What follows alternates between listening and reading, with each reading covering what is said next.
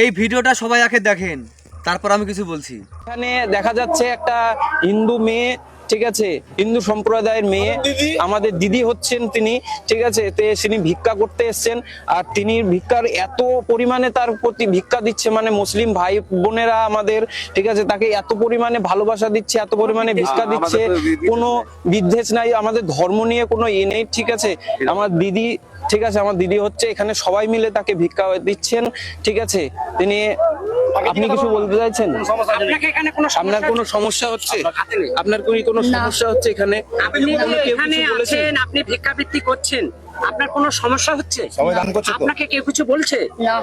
এখানে বুঝতে পারছেন মুসলিমরা কোনো টর্চারিং বা কোনো আপনার চাপ সৃষ্টি কিচ্ছু করছে না। খুব ভালো লাগছে তো আমাদের এখানে, খুব ভালো লাগছে আপনাকে?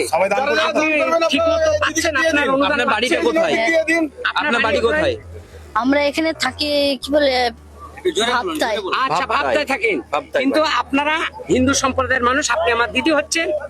আপনার এখানে যতগুলো বা লোক আছে বা যত আমাদের মুসলিম মোহামেডান আছে, আপনার উপর কোন রকম সমস্যা, টর্চার বা অনুদান না দেওয়া বা এখান থেকে চলে যাওয়া কিছু বলেছে কেউ?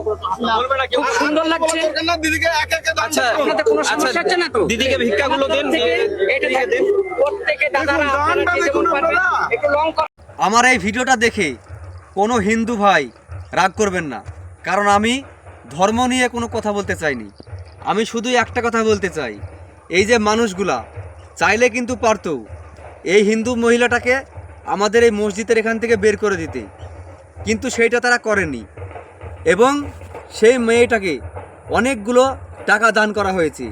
এটাকেই বলা হয় ভালোবাসা, এটাকেই বলা হয় শান্তির ধর্ম। আমরা একসঙ্গে বাঁচতে চাই। আমরা কেন মানুষের মধ্যে ভেদাভেদ করব? কে হিন্দু কে মুসলিম এটা দেখার বিষয় না, এখানে দেখার বিষয় আমরা সবাই মানুষ। ভিডিওটা অবশ্যই সবাই শেয়ার করে দিবেন এবং মানুষকে দেখানোর সুযোগ করে দিবেন।